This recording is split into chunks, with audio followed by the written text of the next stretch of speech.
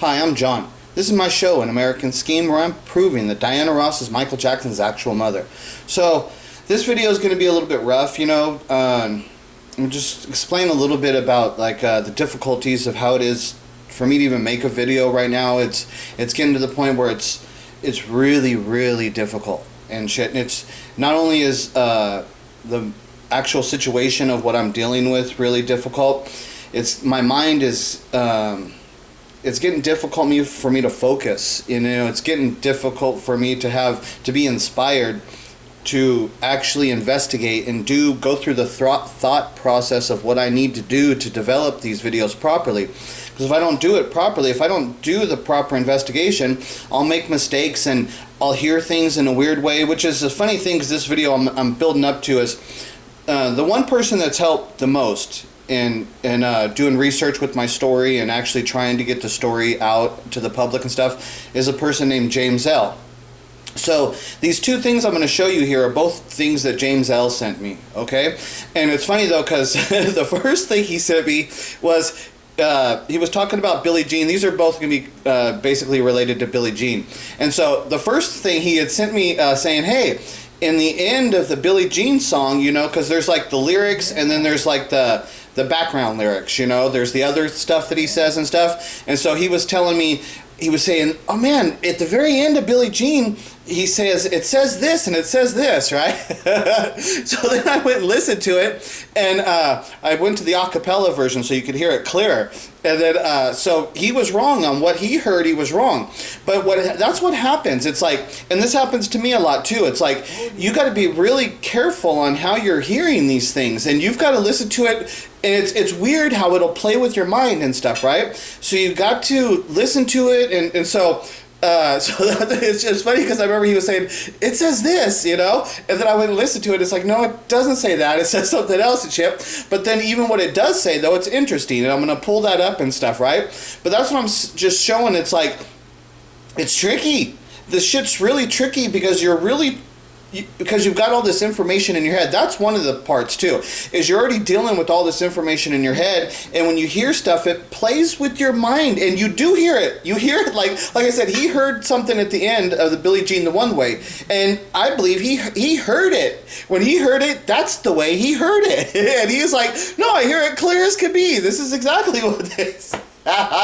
This shit's funny. Like, shit's crazy. And this is what you have to deal with, and like I said, I've experienced this stuff in doing my research, but then I'm actually now dealing with the part where it's hard for me to focus. And so let me explain one part too. It's like, okay, so when I'm trying to make these videos, to find the time, so first to find that I have to be inspired because I'm dealing with depression and realities of the world. Like, one of my things that's hard is when the virus started. That's also my dad, because I take care of, most people would know is I take care of my dad's got Alzheimer's and shit. So if you hear, right now too, it's like he's eating dinner right now. So I have to deal with the times. It's like right now, usually he'll mess this video up because he hums a lot. When he eats, he hums, and then now you're going to hear the fork hitting the plate and stuff like that, right? And so that stuff all messes up the video. But there's a part of what I do is I can't even worry about those small little details about, it's like it's not going to be perfect. I'm just going to try and do my best and shit, right?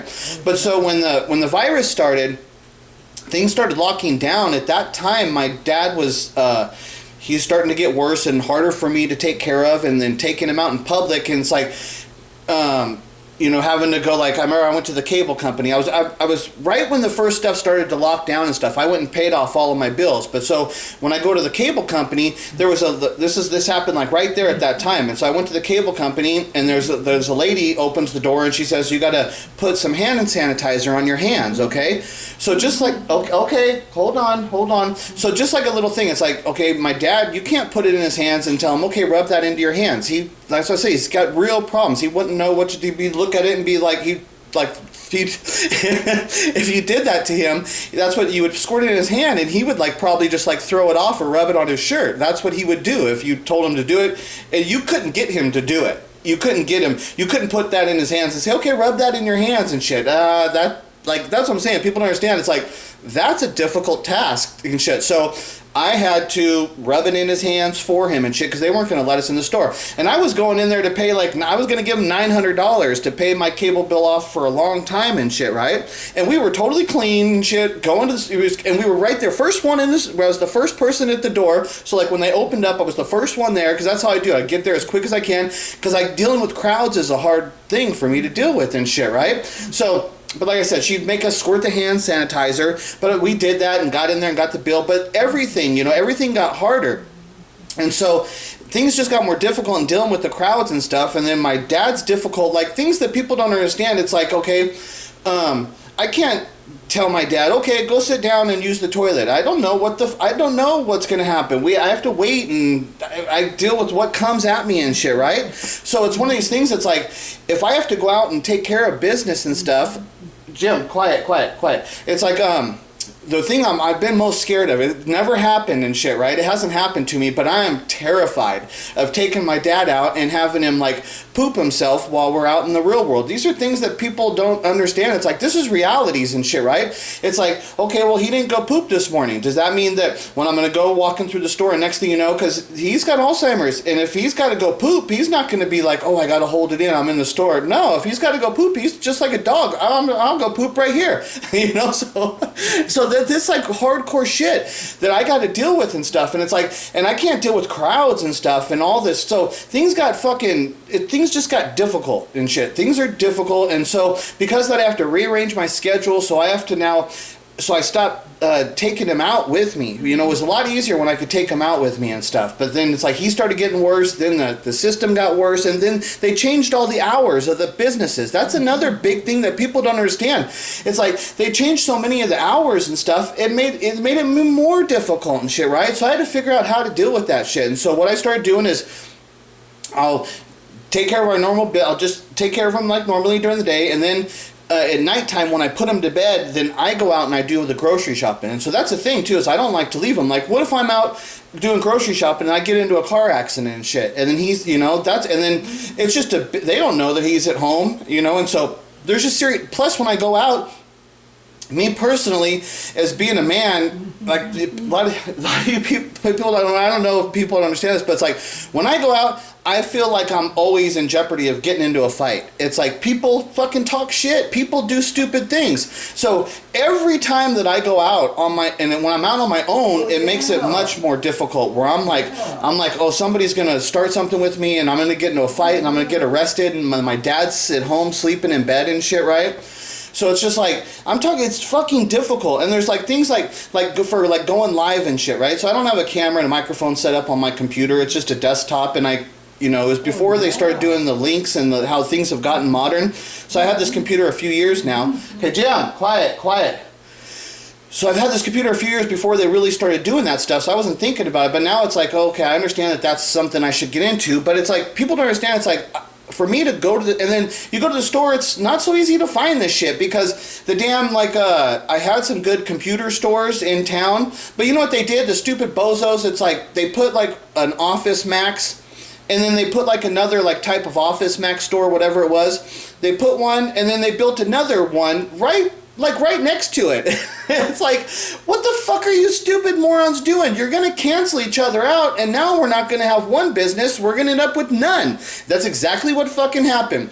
They had the two right fucking basically next to each other. It was just like, there's so fucking... And then you have a smaller one in town that was an always good, like a local office store, right? But then they bring in the corporate fucking office stores. The two of them cancel each other out. In the process of them canceling each other out, the other one went out of business, the small local one, because they couldn't do business anymore. So that one goes out of business. Then the two ones cancel each other out, so they can't do business. So they go out of business. So it's like, now I don't have a fucking like good quality like Office Max type of store, so I got to go to Walmart, but then they're getting like lesser and lesser because they want you to order online. They've got the stuff, you can get it online, but they want you to order it offline. They don't carry the good supplies in the store the way they should. So there's just like, and then it's like, so for me to go to the store and buy like even just a headphone and microphone and shit, right? And then because it's like, I can't, there's like different ones. They're not right. It's like you go to the store to get it, and it's like, oh, well, that's not the right one. You got to get an adapter. But it's like, you know how fucking hard it is for me just to go to the fucking store and spend that time, and then if it's not right and I have to go back, I can't just do that. It's fucking difficult. I go out like once a week. You know, that's like it. I go out shopping like once a week. I go out when I need to. It's just fucking crazy shit, right? Like just the other day, stupid shit. Like this is the kind of stupid shit.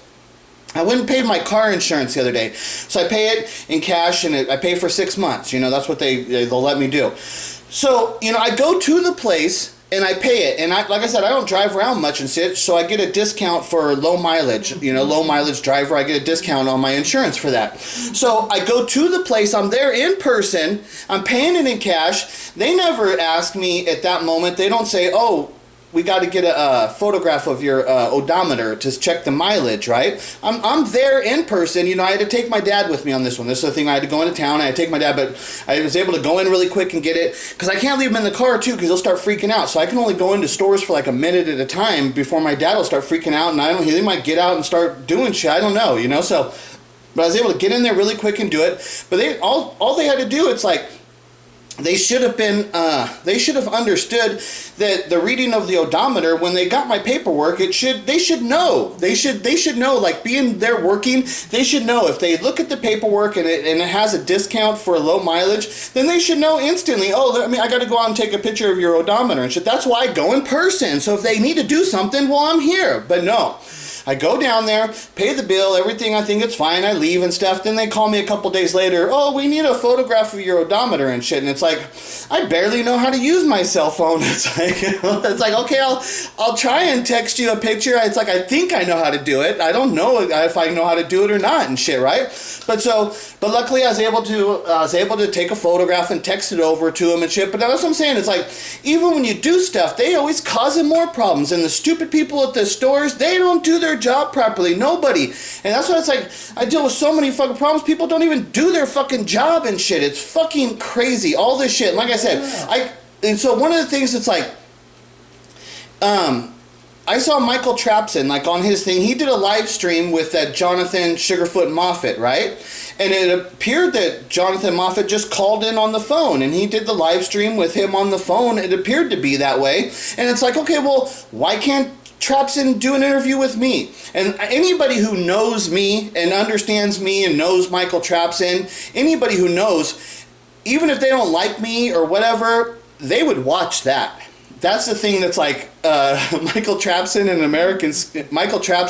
interviews an American Scheme. Anybody who knows me or knows what's going on, they would watch. That's a video that would be like a fucking must-see TV type of fucking thing. People would want to see that shit, right? That would be a good fucking interview, and it would be historic, you know, to get, like, from what's going on, the people that know me to understand, it's like, okay, fucking Trapson's gonna interview an American Scheme. Oh shit, this could be good. Right? And all you have to do is like, just let me call you, Trapson. Let me call you, would be on your page. Do a fucking live stream. I'll call you. Yeah. I'll answer any of your fucking questions. If you want to fucking have people in the fucking comment section, fucking ask me questions, I'll answer their questions, whatever. And it's like, we could work out a way where it's like, okay, when I put my dad to bed, then boom, fucking, you know, we'll fucking do a live stream and I'll fucking have an hour or two, whatever we could do. And we'll fucking get that shit done. But no, you know, I can't even fucking get him to fucking, it's like, look at all these people that interview Michael Trapson. He'll do interviews with these people. He'll fucking, everybody but me. How the fuck is that possible? When I'm clearly doing the best fucking Michael Jackson investigation there is out there, but the only person that Trapson won't talk to is me?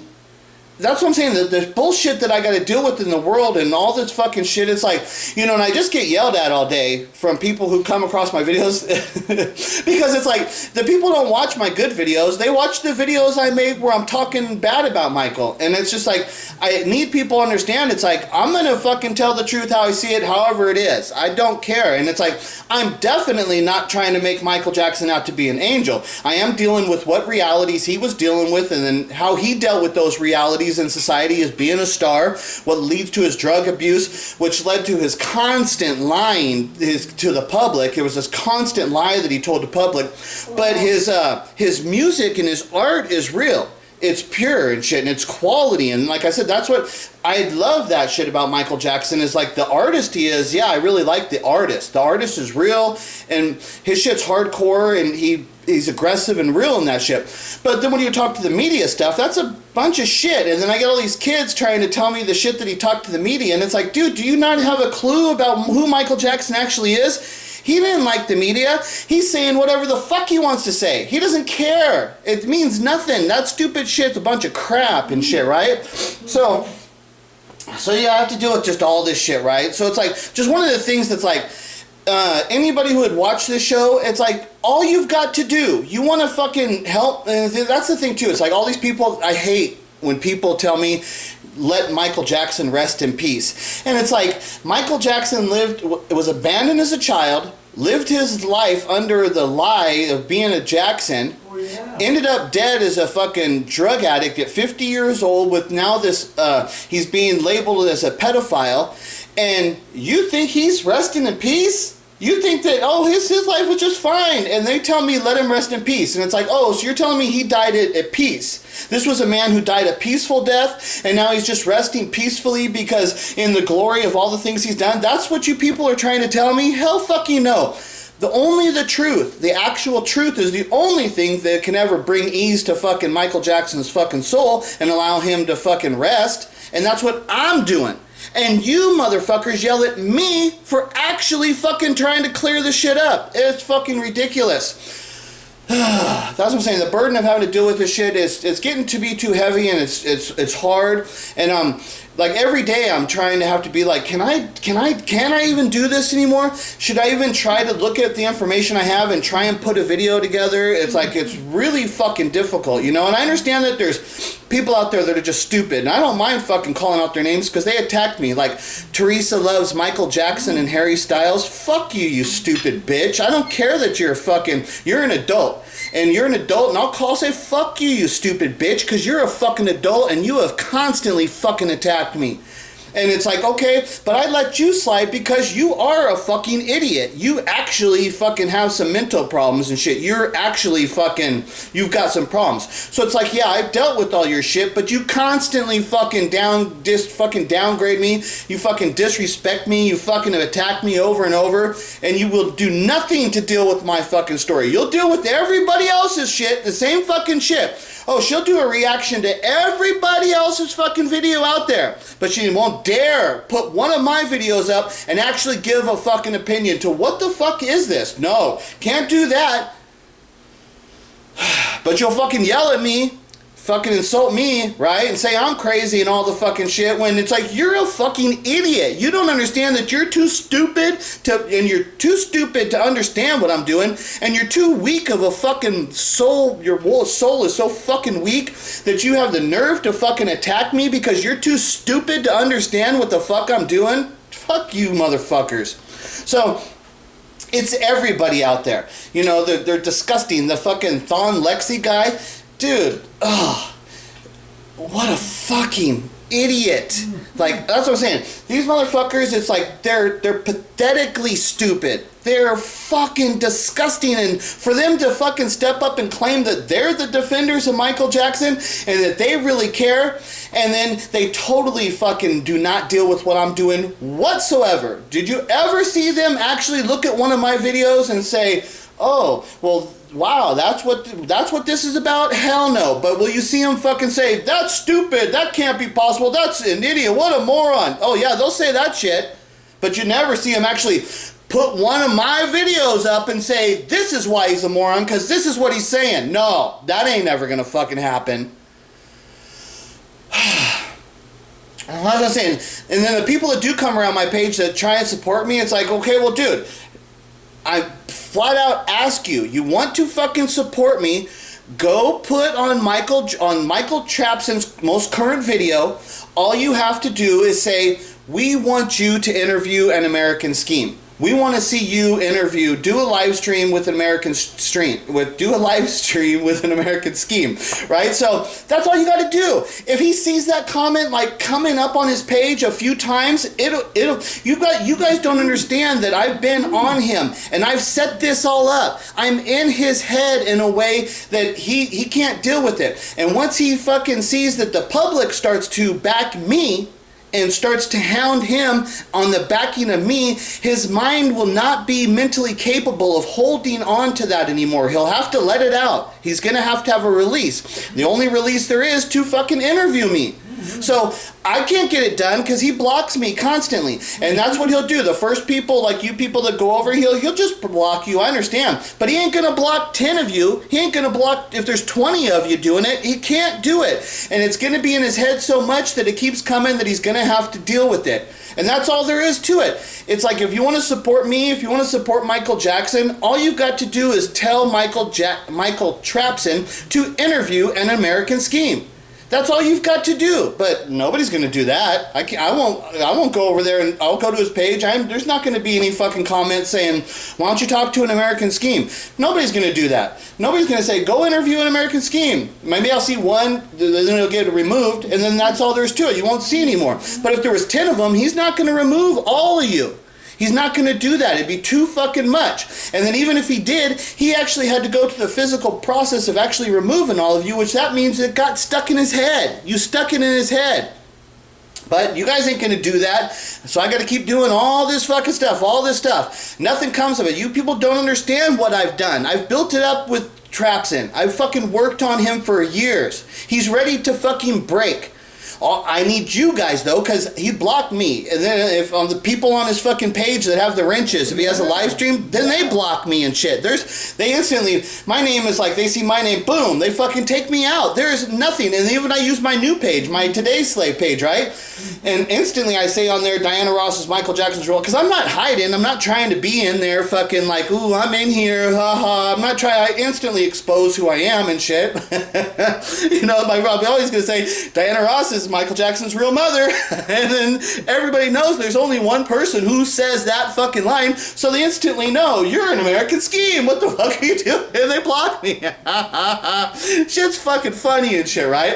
Okay, so let's go ahead and get into this video. And see, this is the other things about my stuff. It's like, I have to explain things and I want to tell stories and shit, right? And it takes fucking time. It takes time and shit, right?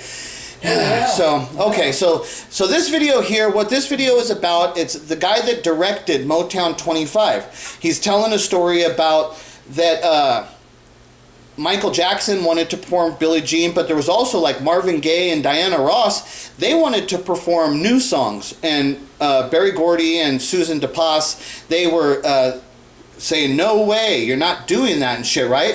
But so this is the telling about how Michael did his performance, and then they said, okay, you're going to do it. But that's the thing about what this first part is that you got to understand. It's like Diana Ross and Marvin Gaye weren't able, and you're talking about people that have got power, gigantic stars with talent and stuff, but Berry Gordy told them no.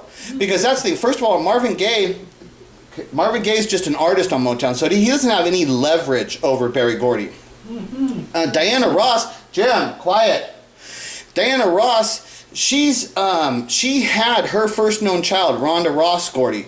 She had her first known child from Berry Gordy's, you know? So she's tied into Berry Gordy and Motown in really deep ways and stuff, right? So Berry Gordy knows that she's not going to go out and tell the world. She's not going to actually fucking rat them all out and be like, Michael's my kid, you know, this is what happened. They fucking screwed me. They made me give my kid away. Berry Gordy knows she's not going to rat him out. But Michael, can you really trust that Michael Jackson at this moment, when Michael's saying, I'm doing Billie Jean, or I'm not going to do the show, I'm doing Billie Jean. Can you really trust that if you had said no to Michael, could you really trust that he doesn't go out and tell the world, hey, you know what? Fuck all of them. You know what? They gave me away as a child. I was never a fucking Jackson. Could they really trust that they had that kind of control over him? And it's like, no, I don't think so. And if he was willing to push them and say, I want to do this Billie Jean, which is not a Motown song, not even a Motown song. And then when Motown 25, if you think of Motown 25, what do you think of? You think of Billie Jean. And isn't it ironic that Billie Jean's not even a Motown song?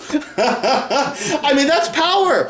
And it's a thing in history that, like I said, it goes down in history. It's very, very significant. This Motown 25 performance of Billie Jean, it's iconic in all kinds of ways, because when you actually know the story of who Billie Jean actually is, when you know the fucking story, and you know that it's actually about Diana Ross informing Michael Jackson that she was his real mother when Michael was 10 years old and living at her house in Los Angeles. That's what Billie Jean's actually about. So when you actually know what it's about, and then you understand, it takes it to this whole nother level. Like, you people think it's big now. It's like, wait till the world actually understands what Billie Jean's about and understand what Michael Jackson actually did here. Okay, so let's go ahead and get into this video.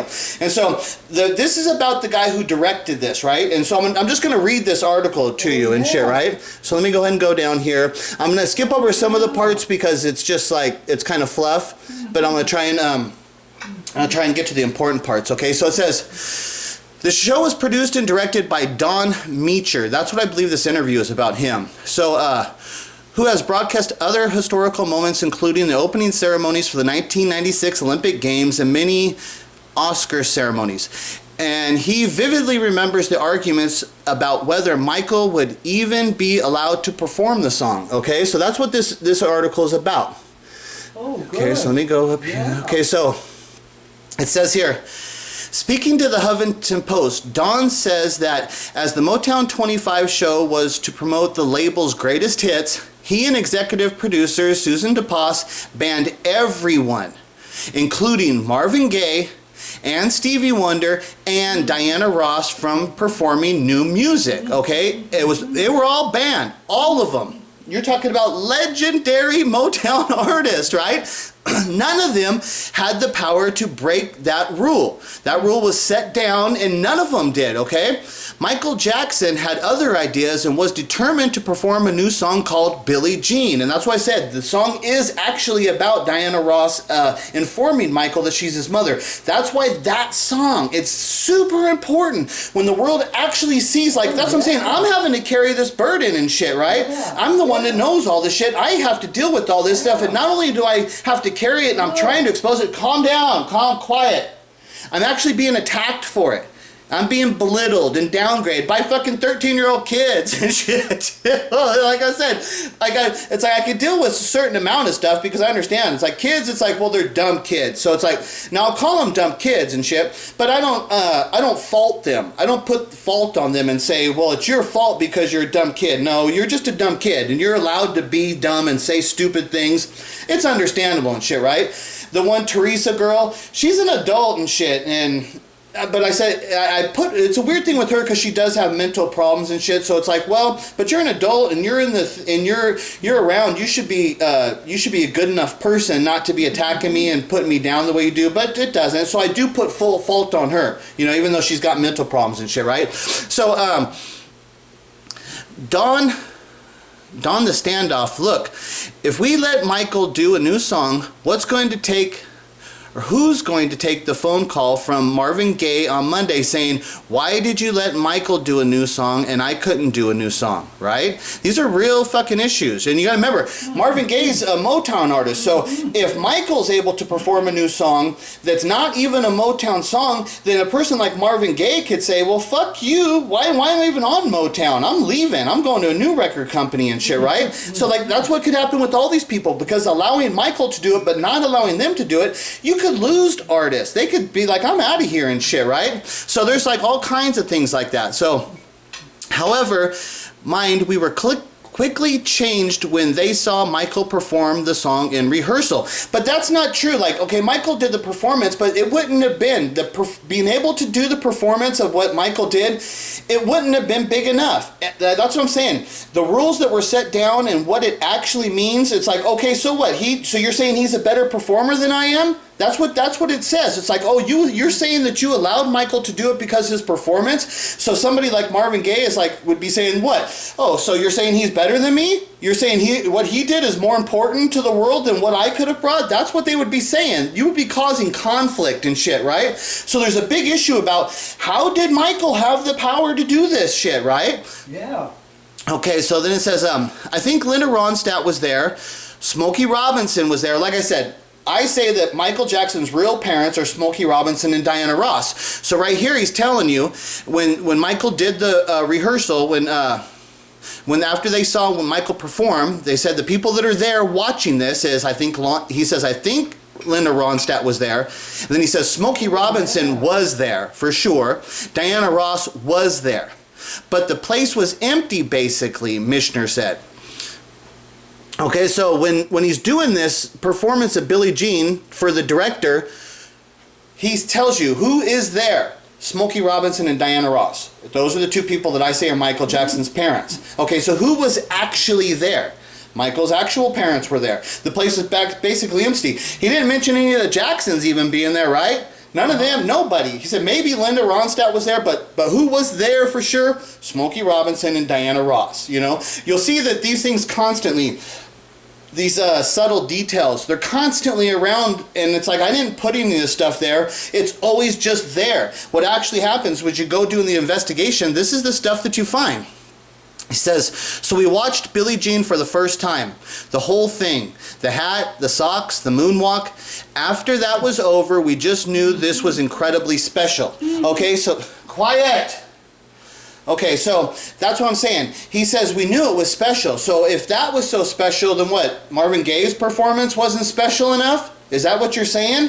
That's why you can't allow the rules to be broken when you have rules like this, because it says other things to other people and stuff, and you're going to have to deal with that. It says, Don recalls Michael had a big say in what shots of the performance would finally make the final cut. Because actually Motown 25 wasn't filmed, it was a live show, but it wasn't aired live. They filmed it, and then they edited it, and then they put it out as a live show. That's how it ended up coming out. So that's what he's saying. So Michael actually had his hand in actually editing the actual final cut too. And with the artist visiting him a few weeks later to go over the video. He says, he had a very clear creative ideas about what he wanted and how he wanted to see himself portrayed, said Mischer.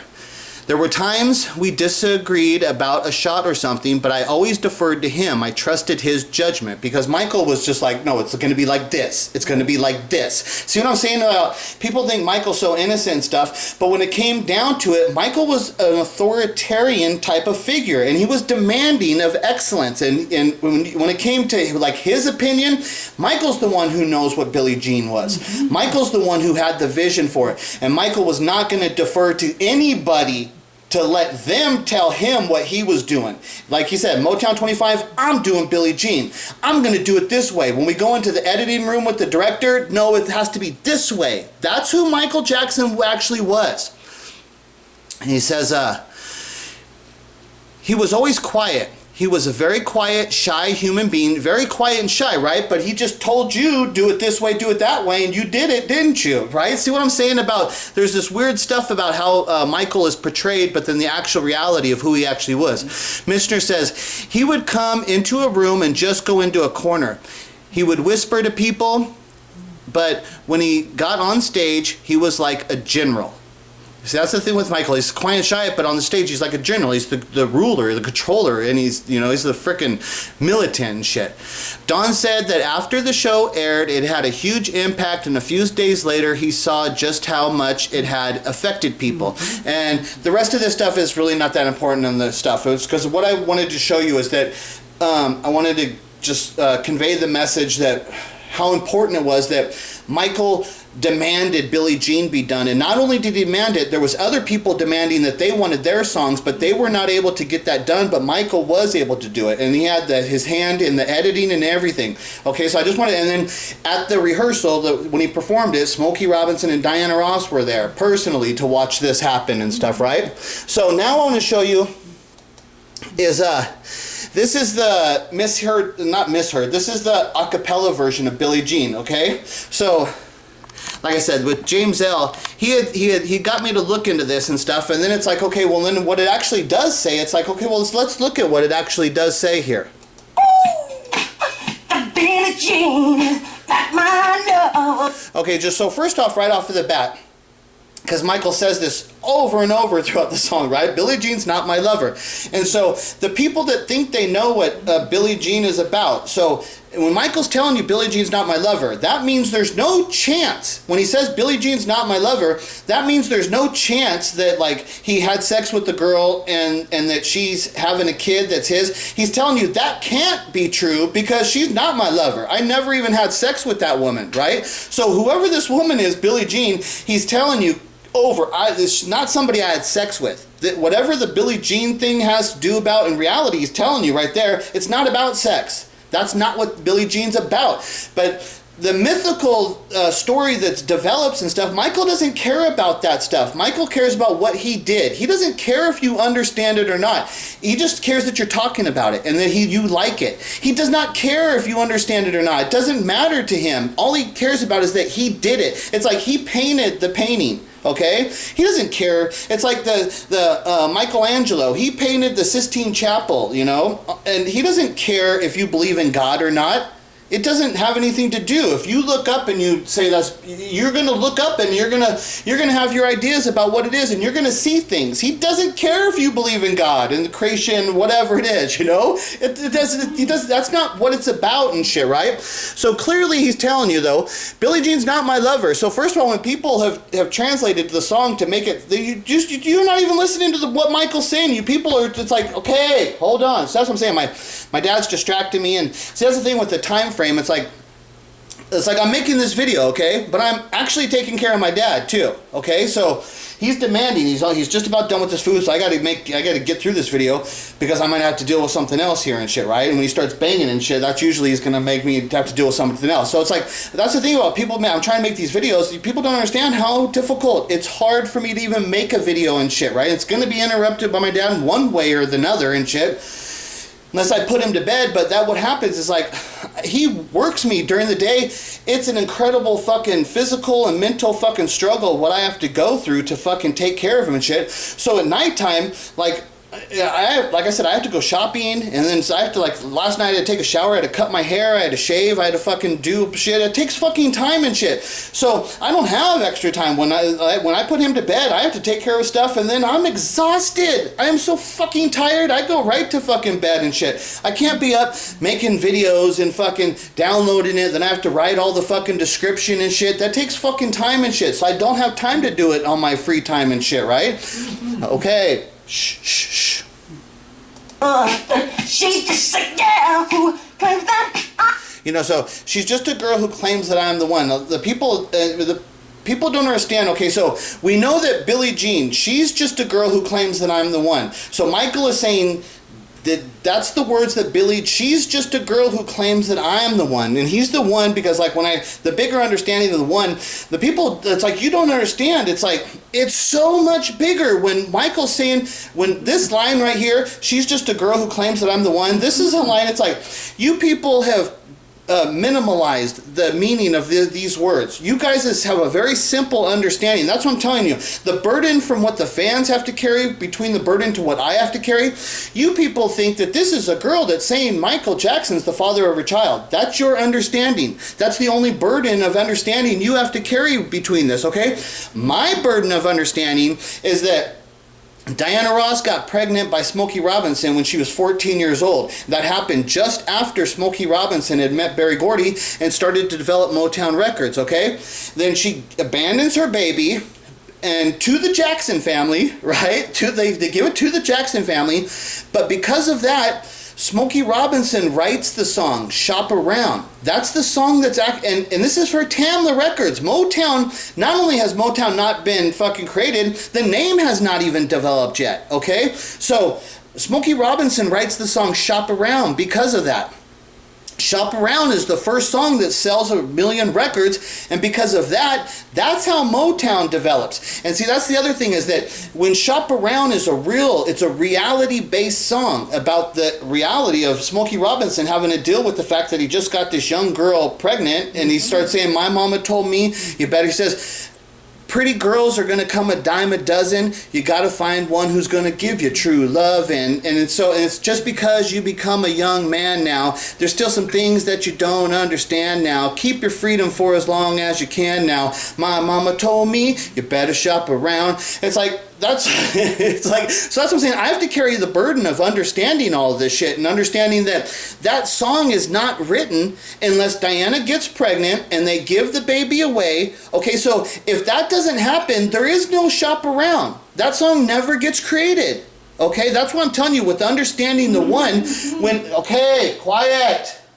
So when Diana's calling Michael the one, she has the bigger understanding that it was because of all of the events of her getting pregnant and abandoning the baby. That's what leads to the writing of Shop Around. Shop Around is the first million-selling record, which leads to the development of Motown. And that's how they changed the name from Tamla to Motown, because they needed a more aggressive, reality-based name that really fit who they were, because they were Tamla. Just think about the reality. If Tamla Records have held up, if they had called it Tamla the whole time, it doesn't have the cachet of Motown. When you say Motown Records, it invokes an emotional response in you. Motown Records. You feel that. Okay? Tamla Records. What the fuck's, that's nothing. The level of what it is, it's so different. And so then, all of that stuff happened. And because of that, then Diana Ross then had the power, because she abandoned her baby, Diana Ross had the power to go to Motown, boss Berry Gordy around, and she became the lead singer of the Supremes and shit, right? So Michael's the one that caused that to happen. He caused all that shit to happen. Then, because Michael is given to the Jackson family, Joe turns him into an artist and creates the Jackson 5. Okay? All of that happens. So when Diana's saying she's just a girl who claims that I'm the one, see the bigger understanding of what the one is? Michael was the one. He was and then not only all of that stuff, he's actually the love child of Diana Ross and Smokey Robinson. He's like the most gifted child because he's the child of these two great stars. So not only did he cause all of these things to happen, he himself has phenomenal talent as the one of being he's the only one of Diana and Smokey. He's the only child that they had together. So only that combination only happened one fucking time, right? So that's what I'm saying. The people's ideas of what they think, oh, this is just some girl. See how simple your understanding is compared to the reality of what I see as the one, what that fucking line means? And it all works. Okay, so she's just a girl who claims that I'm the one. I am the one. But the kid is not my son. Michael's not saying that. Diana is saying that. The Billie Jean, she's just a girl who claimed that I'm the one, but the kid is not my son. She says all of this. And people have always interpreted that Michael says this line. It's like, no, you're not even listening to the song. Listen to how it's written.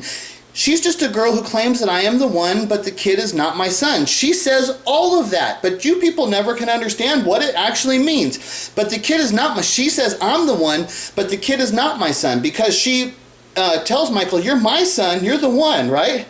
But then after that, though, she says, okay, but now we're all stars now, and we have to deal with the media, so she's telling Michael, you're my son, you're the one, but when they go out in the public, she said, no, that's not my son. Even though she was telling stuff, saying that's my child and stuff, the reality, though, is she tells Michael, in the real world, you're a Jackson.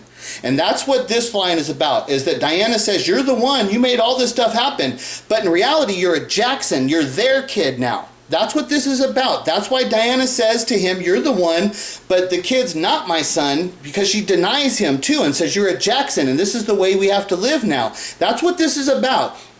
That's what Michael's talking about. And when he's saying this shit, when you actually understand it, you can understand the pain of what was going on. And this is why he demanded to do this song.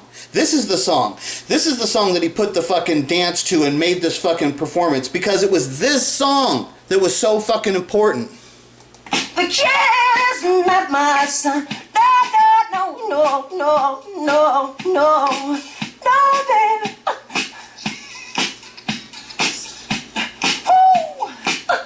Says I am, you know what you did. And like that line right there, it's okay. She says, I am the one. And then see, no, Michael says this, you know what you did.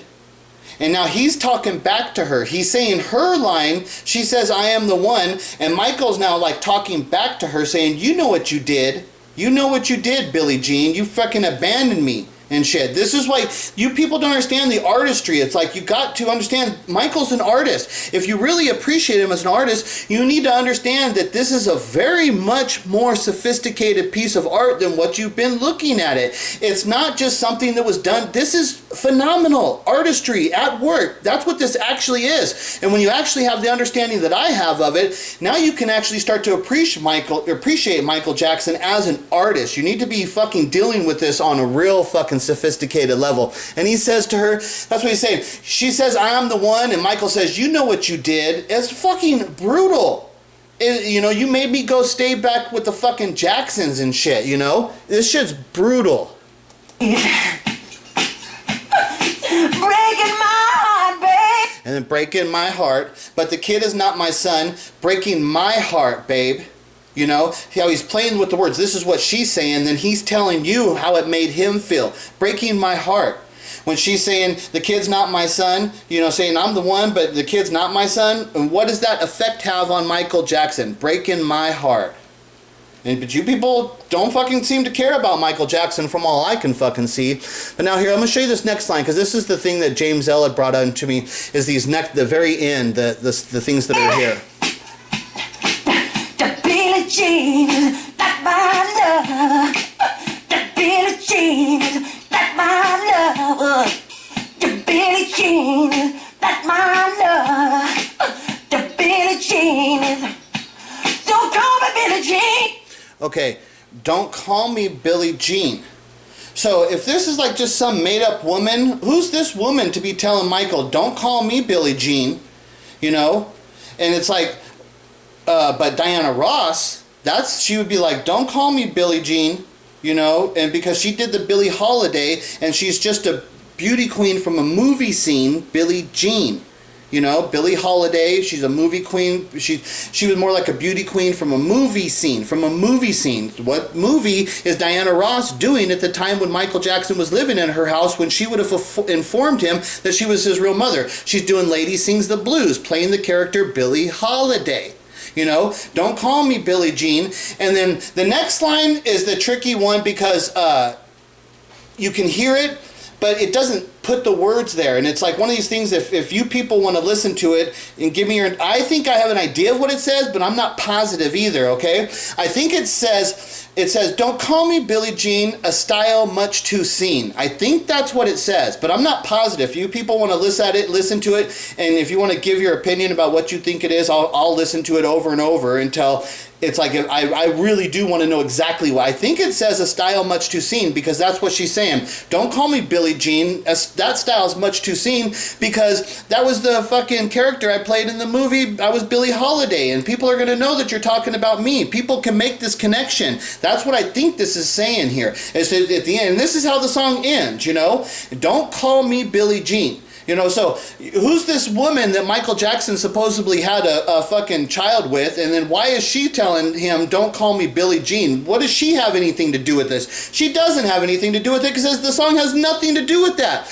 But when you understand the reality that the song's about Diana Ross, and that she played the character Billie Jean in the movie, which Michael, the first line of the Billie Jean is, she was more like a beauty queen from a movie scene. Diana Ross is playing Billie Holiday in the movie. She's filming the movie at the time that I tell you that she would have informed Michael that she was his real mother, because the Jacksons moved to LA and moved into her house. That's what this shit's about. There's flat out no doubt about it. When people want to talk about all the evidence and this and that, it's like, you can make excuses for this, you can make excuses for that. You can't excuse this away. If you actually look at what I've done with Billie Jean, it's like, I've explained it. And I've explained it in a fucking seriously hardcore way, and there's fucking there's things that link up to it over and over and things to back it up on many different levels. And they're there because Michael fucking put them there. Michael made sure that this song got put on to fucking Motown 25 to make sure that his performance was better than anybody's performance. So all the people would be talking about the next day was Michael Jackson's performance of Billie Jean, which is not a fucking Motown song. It's fucking crazy. So like I said, listen to this next part. You just listen to it. I think it says a style much too seen. But if you people want to put in a comment and let me know what you think it says, I would actually appreciate that. A style much too seen. See that line? It's tricky. It's a tricky line right there. And but yeah, I'll play it one more time. But yeah, if you people, it says, so after he says, don't call me Billie Jean, then it doesn't have the words there. It doesn't have them, so I don't know exactly what this says. But if anybody wants to put it down, I'll definitely listen to your opinion.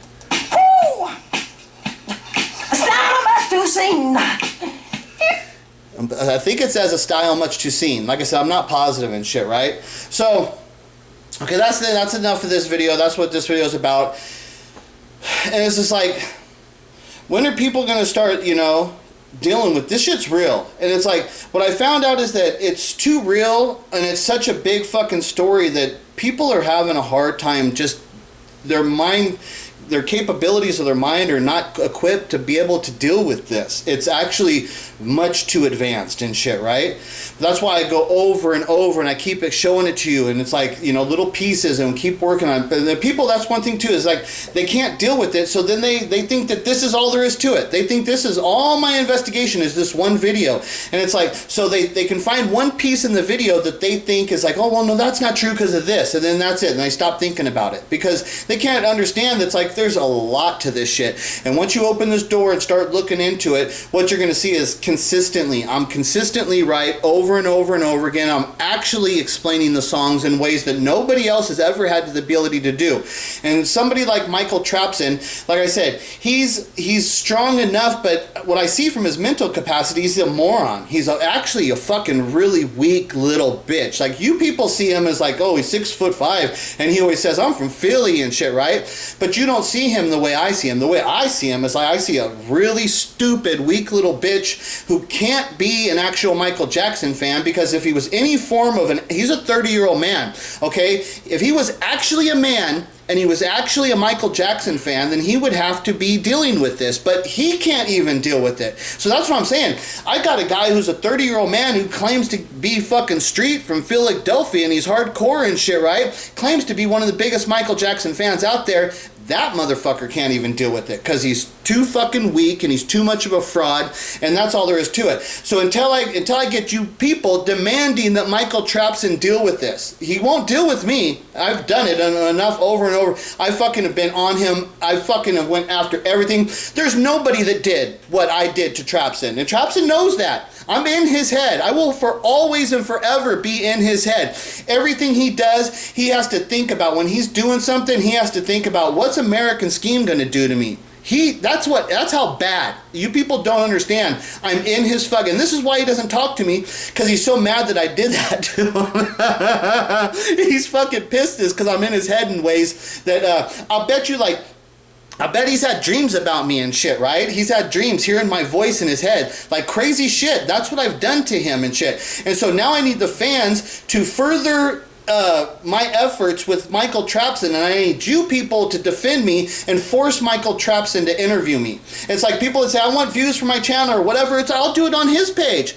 I'll do it live on his page. And see, that's the thing too. It's like, he gets to own that. If I do an interview on his page, he owns that fucking video. That shit, once the story breaks, you know how fucking valuable that is.